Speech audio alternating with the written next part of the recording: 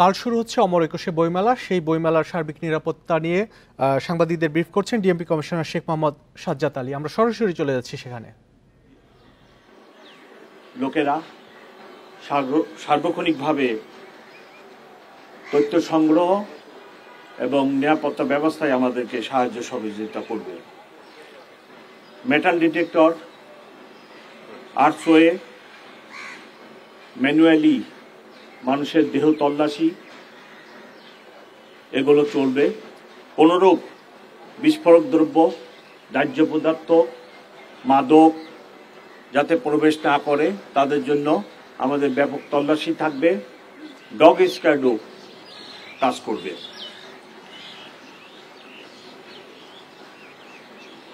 মেলায় আগত শিশুদের জন্য ঢাকা মেট্রোপলিটন পুলিশ থেকে ব্রেস্ট ফিডিং সেন্টার খোলা হয়েছে, ব্যবস্থা রাখা হয়েছে।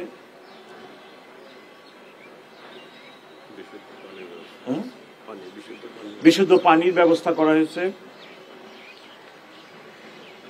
এবার প্রথমবারের মতো টিএসসি থেকে দোয়েল চত্বর এই জায়গাটা ট্রাফিক সব সময় বন্ধ থাকবে না। আমরা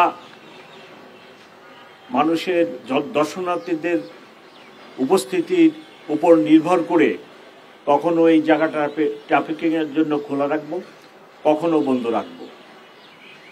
কারণ এটি একটি গুরুত্বপূর্ণ পথ। অথবা মেলায় যারা আসবেন টিএসসিতে যদি আগত মহিলা শিশুদের নেমে এখানে হাঁটে আসতে হয় তাহলে অনেক কষ্টকর হতে পারে। সেই জন্য অনেক সময় বন্ধ রাখবো এবং খোলাও রাখবো।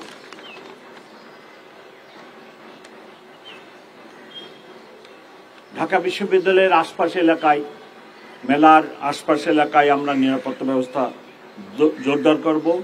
রাত্রে সার্চ লাইটের ব্যবস্থা করা হয়েছে যাতে করে কোনো দুর্ঘটনা যেটাই হোক আমাদের নিয়ন্ত্রণে থাকে। বইমেলার সার্বিক বিষয় নিয়ে, নিরাপত্তা সহ সার্বিক বিষয় নিয়ে ব্রিফ করছেন ডিএমপি কমিশনার। আমরা এতক্ষণ ছিলাম সেখানে।